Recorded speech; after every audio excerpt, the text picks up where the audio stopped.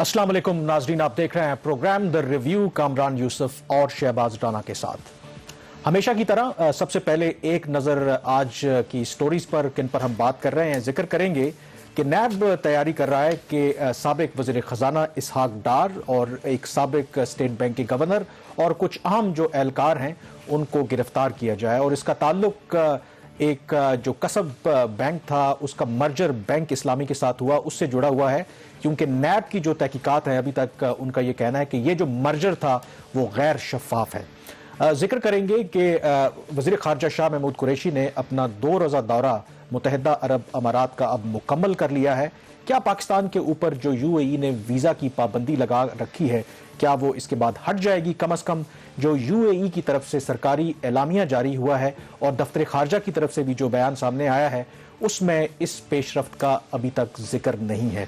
और दूसरी तरफ पाकिस्तान चाह रहा है कि जो उसके सऊदी अरब और यूएई के साथ ताल्लुकात हैं, अगर किसी किस्म का तनाव है तो सिफारती तरीके से उसको हल किया जाए, और इस सिलसिले में कोशिशें हो रही हैं कि वज़ीर आज़म इमरान खान सऊदी अरब और यूएई का दौरा करें। और आखिर में जिक्र करेंगे कि एफबीआर ने 8.5 लाख लोगों को नोटिस जारी किए हैं, वो क्यों जारी किए हैं इस पर भी बात करेंगे।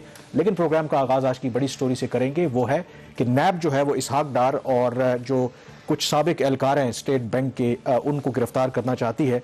लेकिन इससे पहले कि मेरे ख्याल में ये जानना ज़रूरी है कि ये जो कसब बैंक का जो मर्जर बैंक इस्लामी के साथ हुआ, असल स्टोरी है क्या और क्यों नैब इसहाक डार के पीछे पड़ी हुई है। कामरान, इसका थोड़ा सा पहले बैकग्राउंड बता देते हैं। जिस तरह आप कह रहे हैं, ये 2015 की बात है। उस वक्त पाकिस्तान के 3 कमर्शियल बैंक्स ऐसे थे जो एक रिक्वायरमेंट होती है स्टेट बैंक ऑफ पाकिस्तान की कि उनका एक मिनिमम पेड अप कैपिटल, उसके पास इतना ज़र मुबादला होना चाहिए कि अगर कोई ऐसी चीज़ अचानक हो जाए तो बैंक्स के जो डिपॉजिटर्स हैं उनको पूरा पैसा मिल जाए। तो 3 बैंक्स थे जिनका पेड अप कैपिटल पूरा नहीं था, उसमें KASB बैंक भी एक शामिल था और 2 और बैंक्स थे। लेकिन स्टेट बैंक ऑफ पाकिस्तान ने 7 मई 2015 को ये फैसला किया कि जो KSB बैंक है इसको वो मर्ज कर देंगे विद बैंक इस्लामी। अच्छा, देखने को तो ये बात लग रही थी कि शायद इतना बड़ा मसला था, तो उस पर पहला सवाल तो उस वक्त ये उठा कि सिर्फ KSB बैंक ही क्यों, बाकी 2 बैंक्स क्यों नहीं? उनके भी इसी तरह के मसले थे। फिर जब मर्ज कर भी दिया गया तो उसमें जो एक काम स्टेट बैंक ऑफ पाकिस्तान ने उस वक्त किया कि बैंक इस्लामी को उन्होंने 20 अरब रुपए का जो कर्जा दिया फौरी तौर पर, कि जो उसकी लाइबिलिटीज थी KSB बैंक की, उनके बकौल अगर डिपॉजिटर्स को भी पैसे वापस देने थे तो उसको कवर करने के लिए 20 अरब रुपए का कर्जा दिया गया। ये कर्जा जो 5 अरब उस पे जो कर्जे पे दिया गया 5 अरब रुपए का, वो सिर्फ 0.01% शरह सूद के ऊपर, और इसी तरह 15 अरब और उनको शॉर्ट टर्म फाइनेंसिंग भी दी गई। तो ऑडिटर जनरल ऑफ पाकिस्तान ने इसकी जो ऑडिट रिपोर्ट दी उसके मुताबिक इन्होंने इसकी में जो उसमें हुकूमत को जो नुकसान हुआ सस्ता कर्जा देने पे वो तकरीबन 3.5 अरब रुपए था।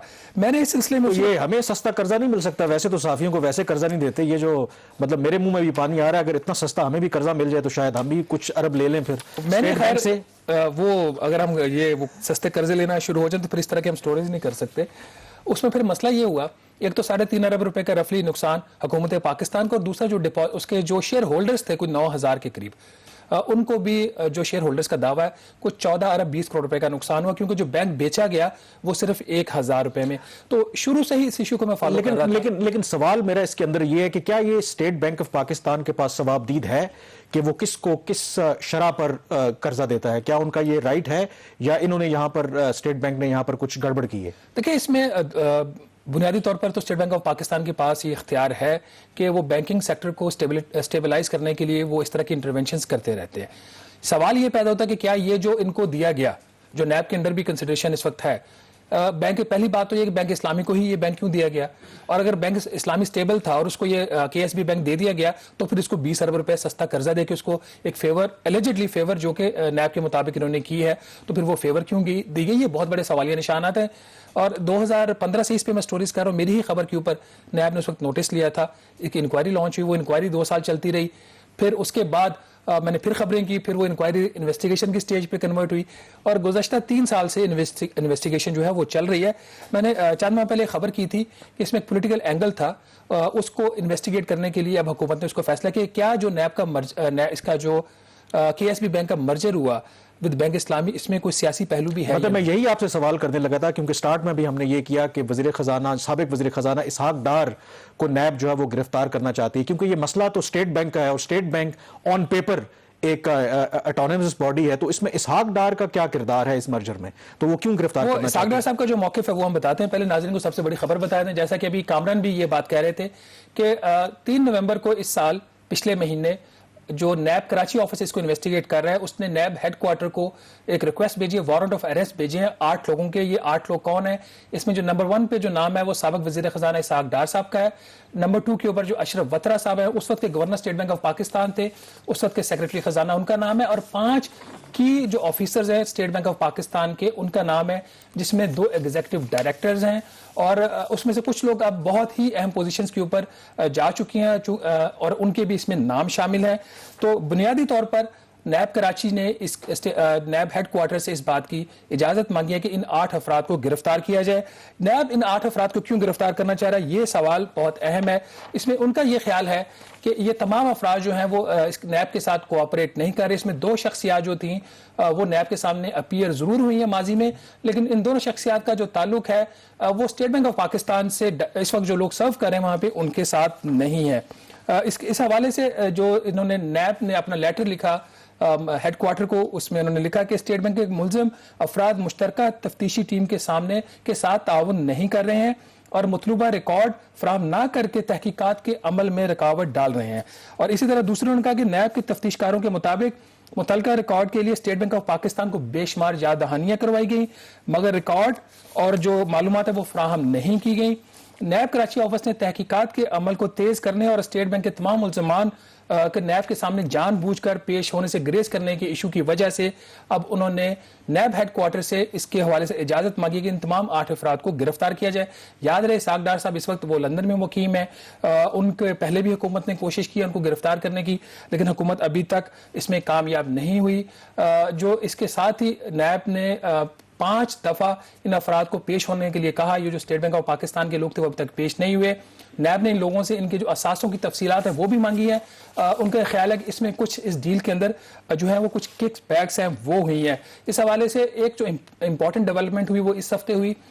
تقریباً 15 دسمبر کو نیب ہیڈ کوارٹر نے جو چیز کمیونیکیٹ کی کراچی آفس کو کہ انتہائی حساس معاملہ ہے یہ, ان لوگوں کو گرفتار کرنے سے پہلے اسٹیٹ بینک آف پاکستان کے جو اس وقت کے گورنر ہیں ڈاکٹر رضا باقر, ان کے ساتھ ایک ملاقات کرنے کی ضرورت ہے. وہ جو ملاقات ہے ناظرین وہ بھی اس ہفتے ہوگی ہے. جمعرات کو اسٹیٹ بینک کے گورنر اور chairman NAB justice retired Javed Iqbal صاحب کی ملاقات ہوئی ہے. اس ملاقات کے بعد جو اعلامیہ جاری ہوا ہے اس میں کوئی ایسا کوئی خاص بات سامنے نہیں آئی.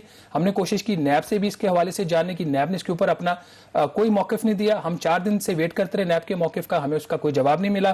اس کے ساتھ ہی ہم نے اسٹیٹ بینک آف پاکستان سے بھی رابطہ کیا, انہوں نے اس حوالے سے کوئی موقف نہیں دیا.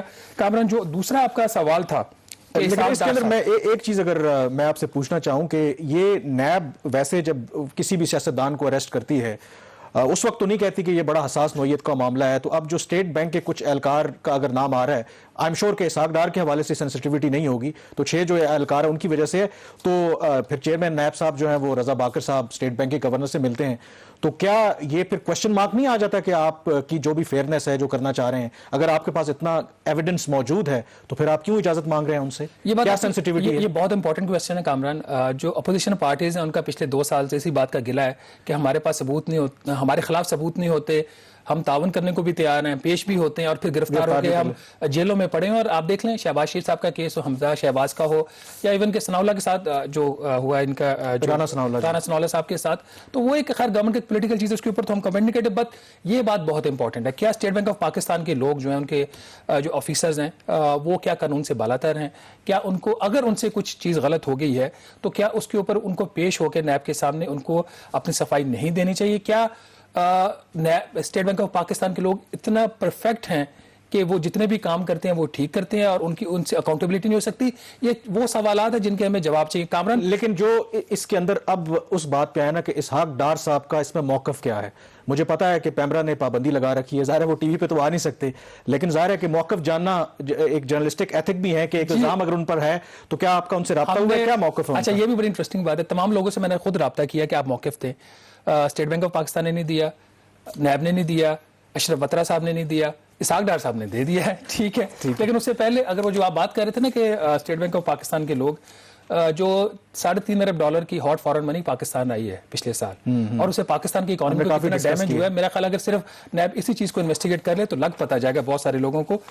इसमें नाज़रीन हमने इसहाक डार साहब से रब्ता किया, उनसे मैंने मौक़िफ़ मांगा, तो उन्होंने अपना जो जवाब भेजा, उन्होंने कहा जी कि मेरा इस डील के साथ कोई ताल्लुक नहीं है, ये जो मर्जर हुआ था, ये स्टेट बैंक ऑफ पाकिस्तान ने मुझे मर्जर की जो है वो डिटेल दी, उसको as a ministry of finance ने उसको बिल्कुल उसको प्रोसेस किया, और उनके जो अल्फाज हैं कि इस प्रोसेस को भी उन्होंने जो मैं एग्जैक्ट उनके जो कोट है वो पढ़ देता हूँ, I have nothing to do with this case accept what ever SBP decided under the law and due process and recommended by finance division / secretary for approval was got done।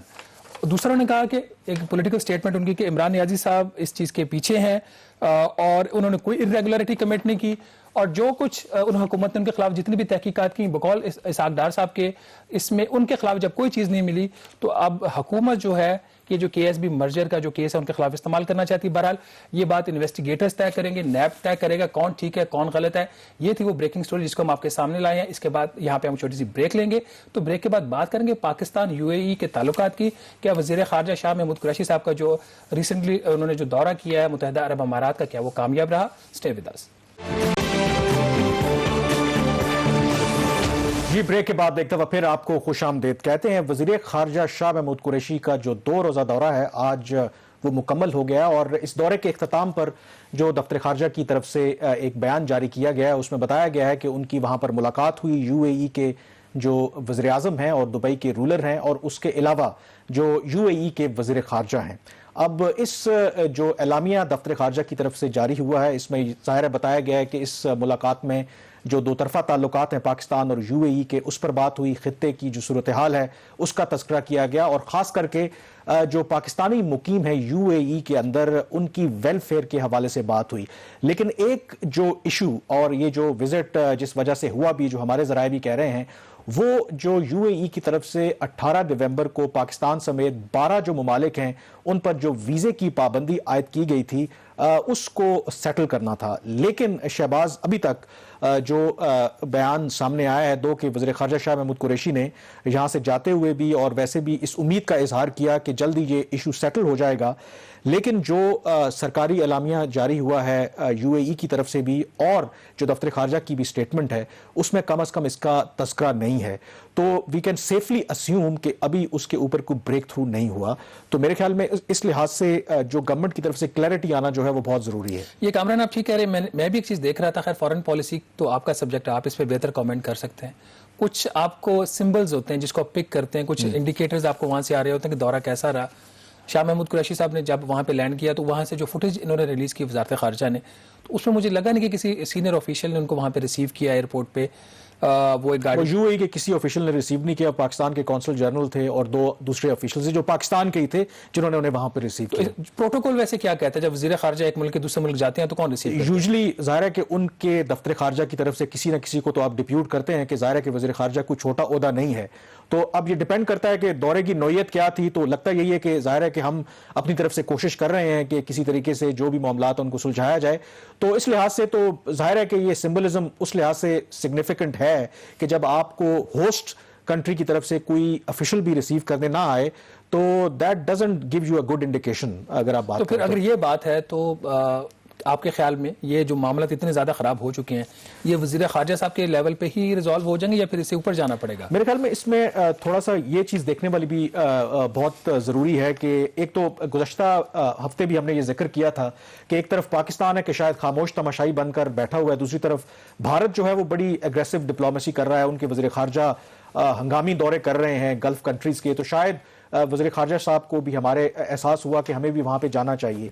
जो बुनियादी जो issue इस वक्त यकीनन जो पाकिस्तान के लिए अहम है वो है जो वीज़ों, वर्क वीज़ा पर स्पेशली जो बैन है। 18 नवंबर से इसका इत्तलाक है और तकरीबन कहा जाता है कि हर रोज़ 800 से 1000 जो नौकरियाँ पाकिस्तान लूज़ कर रहा है। सालाना अगर आप देखें तो कोई एवरेज 2.5 लाख बंदे UAE जाते हैं और ये बहुत इंपॉर्टेंट सोर्स है जो फॉरेन रेमिटेंस वहाँ से हमें आता है। और मैं जो बहुत से जो इंडस्ट्री में ये लोग एसोसिएटेड है उनसे बात कर रहा था और उनका कहना है कि तारीख में इससे पहले कभी नहीं हुआ कि इस तरीके का बैन पाकिस्तान के ऊपर लगे UAE की तरफ से। अब इसके अंदर जो सबसे अहम पहलू है, शुरू में भी जिक्र किया, जो दफ्तर ख़ारजा की स्टेटमेंट है उसमें इसका जिक्र नहीं है کہ کیا ویزوں کے ایشو پر بات ہوئی اور کیا ہمیں یو اے ای حکام نے یقین دہانی کرائی کہ وہ اس مسئلے کو حل کریں گے. اور سب سے امپورٹنٹ کہ جو 2 سٹیٹمنٹس جو یو اے ای کی آفیشیل نیوز ایجنسی ہے اس کے اوپر موجود ہیں, جو ان کی ملاقات وہاں کے وزیر اعظم سے اور وہاں کے وزیر خارجہ سے ہوئی, اس کے اندر بھی یہ ضرور کہا گیا ہے کہ وہ پاکستان کے جو ورکرز ہیں ان کی جو کنٹریبیوشن ہے یو اے ای کے لیے اس کو ایکنالج کرتے ہیں, لیکن بین کے حوالے سے اگین کوئی تذکرہ نہیں ہے.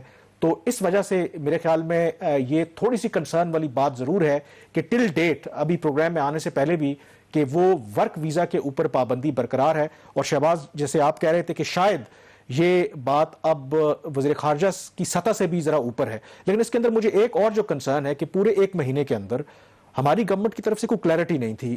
زلفی بخاری صاحب نے ود ان ڈیز کہا کہ جی ان کی ہیومن ریسورس منسٹر سے ملاقات ہوئی, بات ہوئی ہے ورچوئل, اور کوئی بین نہیں ہے. دفتر خارجہ نے کہا کہ وزٹ ویزا پر پابندی ہے لیکن ورک ویزا پر نہیں ہے.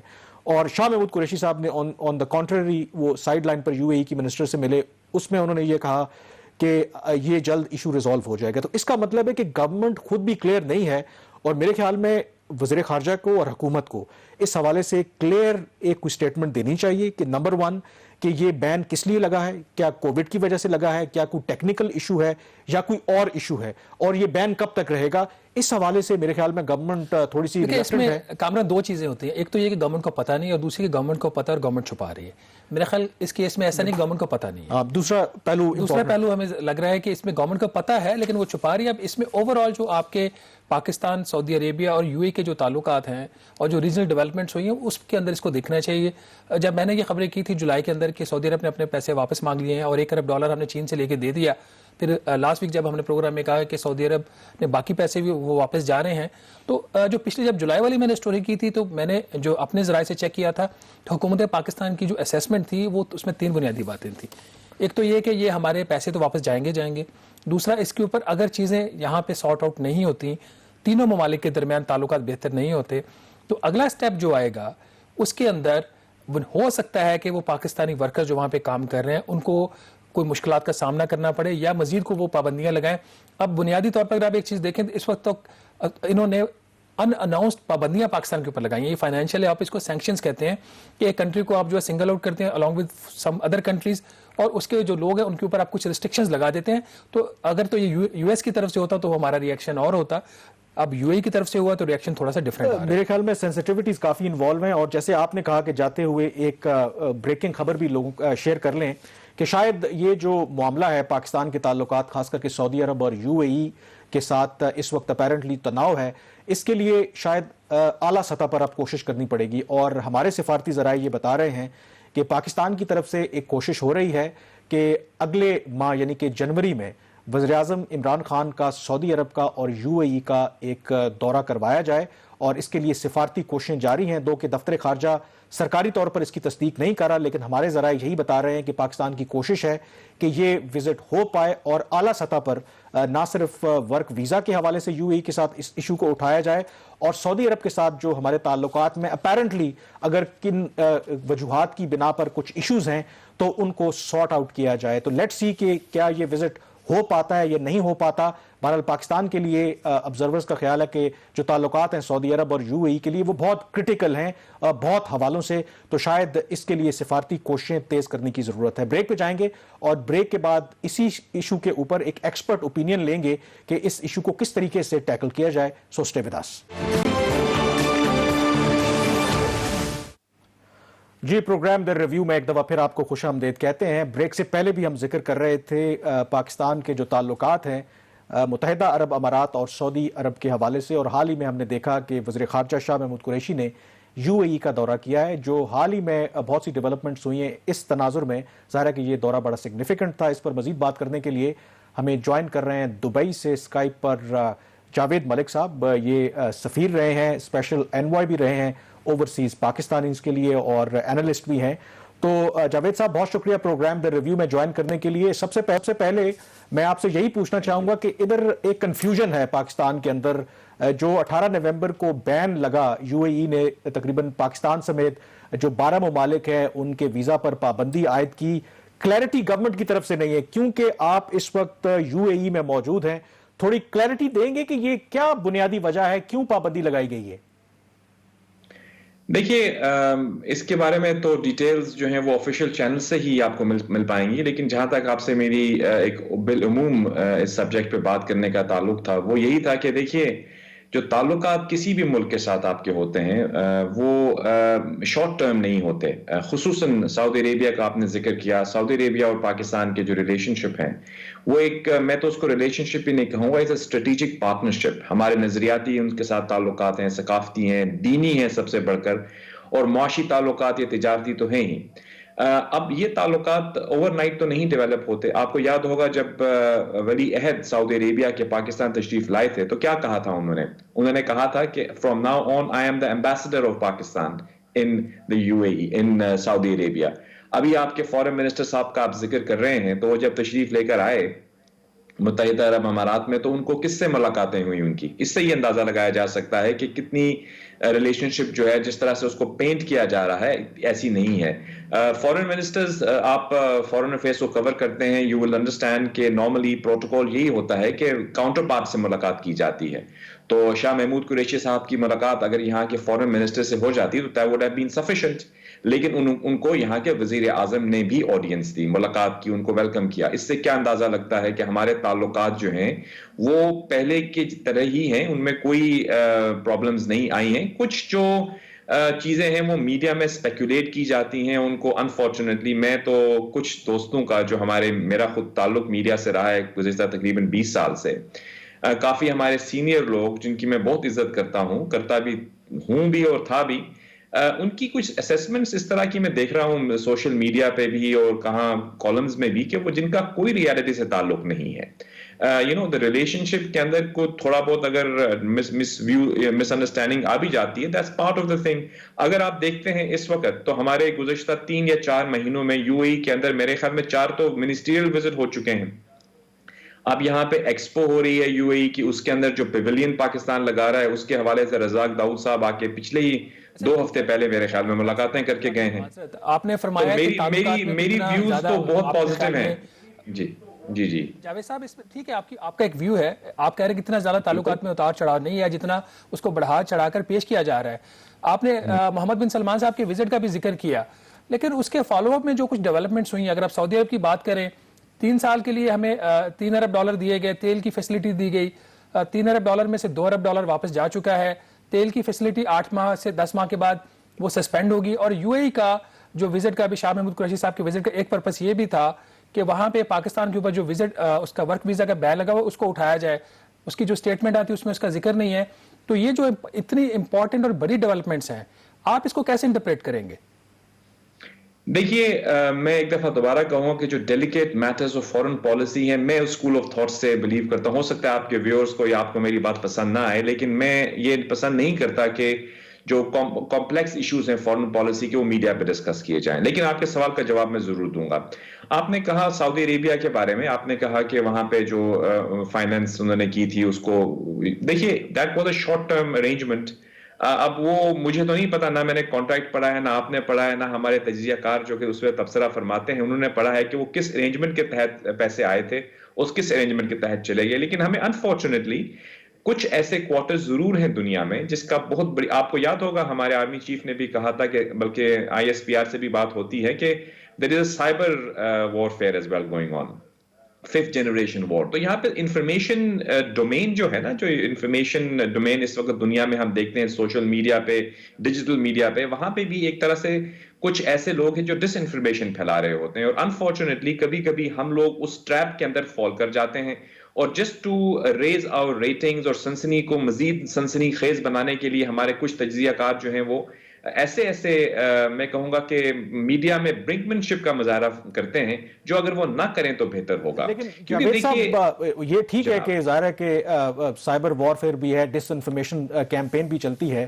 لیکن یہ جو اس سعودی عرب، ظاہر ہے جب آپ کسی سے قرضہ لیتے ہیں تو قرضہ واپس کرتے ہیں، کوئی بڑی بات نہیں ہے، لیکن سوال اس لیے اٹھائے جاتے ہیں کہ سعودی عرب وہ ملک ہے کیونکہ پہلی دفعہ اس نے آپ کو قرضہ نہیں دیا، ماضی میں وہ آپ کو قرضے دیتے رہے، جب ہم نے نیوکلیئر ایکسپلوژن کیا آپ کو انہوں نے قرضہ دیا، آپ کو ڈیفرڈ پیمنٹ پر آئل دیا، لیکن انہوں نے قرضہ کبھی واپس نہیں مانگا بلکہ وہ گرانٹ میں کنورٹ کر دیا۔ پھر پرائم منسٹر نواز شریف جب وزیر اعظم بنے انہوں نے $1.5 بلین دیا، اس کو گرانٹ میں کنورٹ کر دیا۔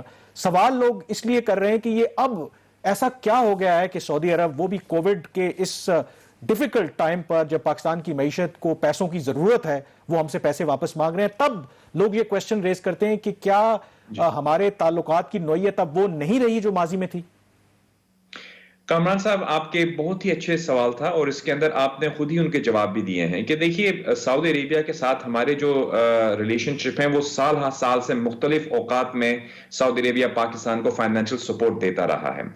اب وہ گرانٹ میں کنورٹ کر دیا یا نہیں کیا وہ ایک اکیڈیمک ڈسکشن ہے، لیکن آج کے جو حالات ہیں نا، آپ خود جان رہے ہیں، کووڈ کا ذکر آپ کر چکے ہیں، آئل پرائسز بھی آپ کے سامنے ہیں. یہ جو آئل بیسڈ اکانومیز ہے نا گلف کی، ان کی سچویشن وہ پہلے والی آئل ڈیپینڈنس نہیں رہی.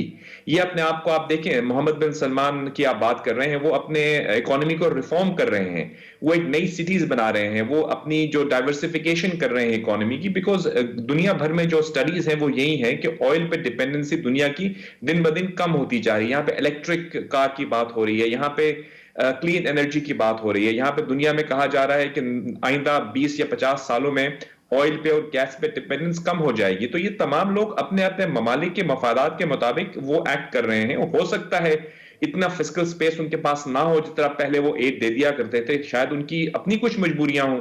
ہم اس کو یوں کیوں نہیں دیکھتے؟ ہم اس کو اپنے تناظر میں صرف دیکھ رہے ہوتے ہیں کہ آپ یہ نہیں دیکھ رہے کہ انہوں نے آپ کو سپورٹ کیا. جاوید ملک صاحب قطع کلامی کی معذرت، چونکہ میں اکانومی کو کور کرتا ہوں، دو چیزیں یہاں پہ گزارش کروں گا، اس کے اوپر پھر آپ کا ویو جاننا چاہوں گا. یہ جو سعودی عرب سے پیسہ آیا تھا، آپ نے صحیح فرمایا، نہ آپ نے ایگریمنٹ پڑھا ہے نہ میں نے پڑھا ہے. اس کے اوپر جو آن دا ریکارڈ سٹیٹمنٹس ہیں، اسد عمر صاحب جو اس وقت کے وزیر خزانہ تھے، کہ یہ پیسہ ہمیں 3 سال کے لیے ملا ہے، 1 سال کی اس کی ٹرم ہے اور اس کے بعد وہ ری شیڈول ہوگا فردر. اور دوسرا اس کا جو ہمیں ایویڈنس آن دا ریکارڈ ملتا ہے وہ ہمیں ملتا ہے IMF کی جو رپورٹ ہے اس کے اندر یہ تذکرہ کیا گیا ہے کہ متحدہ عرب امارات، سعودی عربیہ اور چائنا سے جو پاکستان کو اس وقت سپورٹ ملی تھی، اس سپورٹ وہ پاکستان کی ایکسٹرنل فائنینسنگ سٹیبلٹی کے لیے بہت ضروری ہے. اور اس میں جو ایشورنسز کی بات ہوئی کہ 3 سال تک یہ پیسہ ادھر پاکستان میں رہے گا، ایک یہ انڈیکیٹر. اور دوسرا آپ نے فرمایا، بالکل ٹھیک فرمایا، تیل کی جس طرح قیمتیں دنیا میں گری ہیں اور یہ چونکہ بہت زیادہ آئل ڈیپینڈنٹ اکانومیز ہیں، کراؤن پرنس جو ہیں اس کو ایکسپینڈ کرنا چاہ رہے ہیں، وہ ڈائیورسیفیکیشن کرنا چاہ رہے ہیں، لیکن ابھی بھی ان کے جو زر مبادلہ کے ذخائر غالباً اگر میں غلط نہیں ہوں $450 بلین سے زیادہ کے ہیں اور ہمارے $13 بلین کے ہیں. تو ان دونوں چیزوں کو آپ کیسے اسیس کریں گے؟ جی، میں آپ کے صرف اس پوائنٹ کے اوپر آپ کو جواب دینے کی کوشش کر رہا تھا کہ آپ نے فرمایا کہ ماضی میں کبھی کبھی جب لونز دیے گئے ہیں تو وہ ایڈ میں کنورٹ ہو گئے ہیں. تو میں نے آپ سے یہ کہنا چاہا کہ وہ حالات اور آج کے حالات فرق ہیں. تو ہو سکتا ہے اگر اس دفعہ نہیں وہ اس کو ایڈ میں کنورٹ کیا گیا تو one should not draw the negative conclusions from that. اب میں آپ کو آن گراؤنڈ بتا دیتا ہوں کہ ابھی روشن ڈیجیٹل پاکستان، آپ کیونکہ اکانومی کو بھی کور کرتے ہیں، روشن ڈیجیٹل اکاؤنٹ جو پاکستان نے شروع کیا ہے، آپ دیکھیے کہ پچھلے 2 مہینوں میں جو ریمیٹنسز آئی ہیں وہ کن ممالک سے آئی ہیں؟ متحدہ عرب امارات اور سعودی عربیہ. پچھلے 3 مہینے کا دیکھ لیں، 6 مہینے کا دیکھ لیں، بدستور جو ہیں وہ ہماری ریمیٹنسز جا رہی ہیں. ہمارے تقریباً 1.5 ملین یہاں رہتے ہیں. بحرین میں چلے جائیں وہاں پہ تقریباً لاکھوں کے قریب پاکستانی رہتے ہیں. اگر آپ سعودی عربیہ میں چلے جائیں 2 ملین، یعنی 7 ملین اوورسیز پاکستانیز اس خطے میں آپ کے رہ رہے ہیں. تو اس سے بڑھ کے اور کیا آپ کے تعلقات ہوں گے؟ آپ کی جو اکانومی ہے، آپ کی جو تجارت ہے، اس کے اندر بے بہا اپرچونٹیز ہے. اور میں آپ کو یہ بتانا چاہ رہا ہوں کہ جو پازیٹیو انڈیکیٹرز ہیں، شاہ محمود قریشی صاحب کے وزٹ کو اگر آپ دیکھ لیجئے، اس چیز سے میں ڈس ایگری کرتا ہوں کہ چلے وہ ان کے ساتھ کوئی آپ کی مطلب ہو سکتا ہے کوئی ڈفرینسز بھی ہوں انٹرنلی پولیٹیکل اس کے اوپر، لیکن جب آپ ملک سے باہر ایز اے فورن منسٹر جاتے ہیں تو ہم پالیٹکس سے بالاتر ہو کے دیکھتے ہیں کہ وہ پاکستان کے فورن منسٹر ہیں، UAE میں آئے ہیں، ان کی ملاقات یہاں کے فورن منسٹر سے ہو جاتی تو کافی تھا. آپ جانتے ہیں نا اس چیز کو کہ پروٹوکول کی ریکوائرمنٹ تو اتنی ہی ہوتی ہے، لیکن یہاں کے وزیر اعظم نے ان کو ملاقات کی اور اپنے تمام اہلکاروں سے کے ساتھ ملاقات کی. یہ اس چیز کی انڈیکیشن ہے کہ جاوید ملک صاحب یہ ایکسیپشنل تو نہیں ہے نا کہ جو وزیر خارجہ ہیں ان کو پرائم منسٹر صاحب تک آڈینس نہیں ملتی. ہمارے ہاں بھی ہوتا ہے، جب باہر سے آتے ہیں وزیر خارجہ وہ پرائم منسٹر آف پاکستان سے ملتے ہیں. بہرحال آپ کا ایک ویو ہے، بڑا آپ کا ایک سالڈ ویو ہے اس کے اوپر. بہت شکریہ آپ کے وقت کا. ناظرین، یہ تعلقہ اس میں جاوید ملک صاحب کی بات اس حد تک بالکل ٹھیک ہے کہ یہ بڑے ڈیلیکیٹ میٹرز ہوتے ہیں، ریجنل ڈیولپمنٹس ہو رہی ہوتی ہیں جو حکومت پاکستان کے شاید اختیار میں نہ، اس کی فارن پالیسی اس طرح اس کے اوپر افیکٹ نہ کر رہی ہو، لیکن اس وقت نہ سب برا ہو رہا اور نہ ہی سارا اچھا ہو رہا ہے. ہمیں ضرورت اس بات کی ہے کہ ہم ان ساری سچویشن کا جو انالیسز ہے وہ آبجیکٹیولی کریں, اور جہاں سے حکومت سے غلطیاں ہوئی ہیں حکومت اس کو ریکٹیفائی کرے, اور جہاں پہ دوسرے ممالک کی طرف سے ہمارے اوپر ایک ان نیسیسری دباؤ ہے اس کو ہم برداشت کریں. اس کے ساتھ ہی ہم یہاں پہ ایک چھوٹی سی بریک لیں گے, بریک کے بعد واپس آئیں گے تو آپ کو بتائیں گے کہ ایف بی آر کے معاملات کیسے چل رہے ہیں. اسٹے ود اس.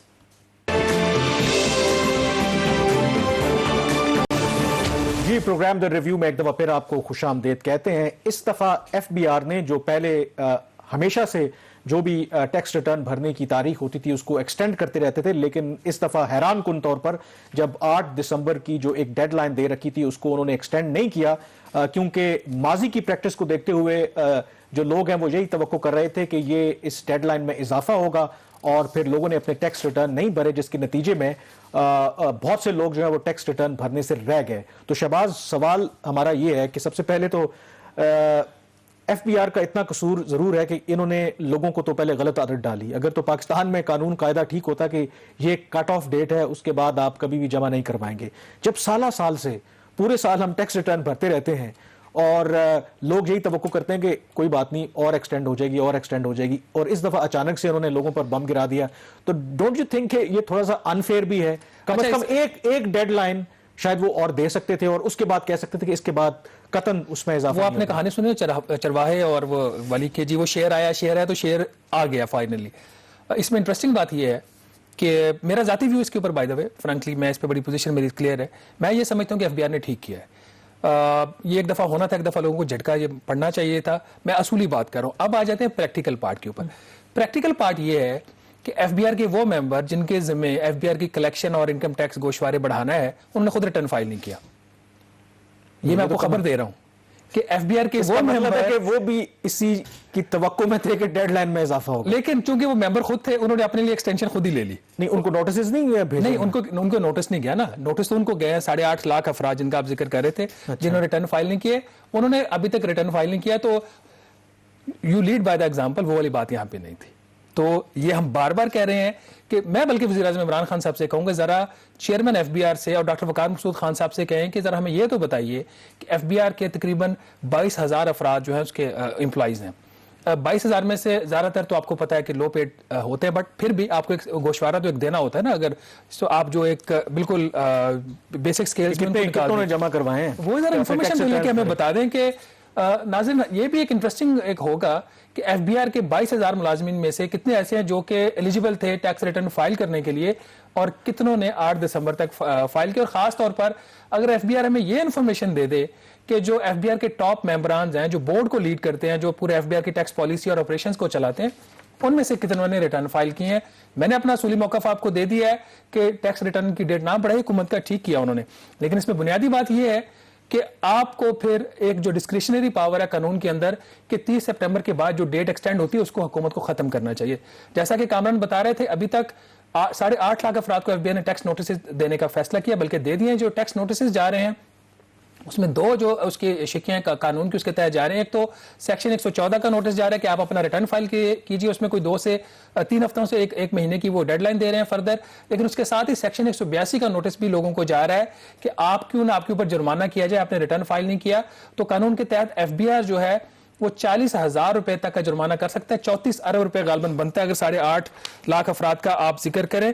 پھر بھی اس میں جو امپورٹنٹ چیز یہ ہے کہ ابھی بھی ایف بی آر کو جو گوشوارے ملے ہیں وہ 19,70,000 افراد نے اپنے گوشوارے جمع کروائے ہیں. 4.25 لاکھ لوگوں نے ایکسٹینشن لی تھی ڈیڈ لائن کے وقت, وہ 4.25 میں سے کچھ نے تو ریٹرن فائل کر دیے. تو ابھی بھی تقریباً 21 سے 21.5 لاکھ کے قریب ایف بی آر کو ریٹرن ملنے کی توقع ہے, اور 8.5 لاکھ افراد کو ایف بی آر نے نوٹسز دے دیے ہیں. کامران, اس میں ایک چیز بڑی انٹرسٹنگ ہے, وہ اس لیٹر کی بات کر رہے ہیں جو ایک سابق آپ تھوڑا سا پڑھیں گے, میں پڑھ دوں. نہیں, آپ پڑھنے جو بیوروکریٹ ہیں جو میرے خیال میں ایگزیکٹلی وہی بات کر رہے ہیں جو میں کر رہا تھا کہ پہلے آپ نے ہمیں غلط عادت ڈالی ایکسٹینڈ کرے. آپ نے تو ریٹرن فائل کیا ہے نا؟ نہیں, میں نے بالکل ریٹرن فائل آپ نے آخری دن ہی کیا ہے. آخری دن کیا, چلیں خیر, میں نے کر دیا ہے, میں نے کچھ دن پہلے کر دیا تھا. ناظرین, کچھ چیز ایسی ہوتی ہیں جو ہوتی تو بڑی لائٹ ہیں لیکن وہ آپ کو ریئلٹی جو گراؤنڈ کی ہارش ریئلٹیز ہوتی ہیں وہ بتا دیتی ہیں. ایف بی آر کو ایک ریٹائرڈ بیوروکریٹ جو کہ گریڈ 22 کے تھے, جو فیڈرل بیوروکریسی میں بہت اہم پوزیشن پہ انہوں نے سرو کیا, اور ایک former chairman F B R کے وہ بھائی بھی ہیں, انہوں نے خط لکھا ایف بی آر کو.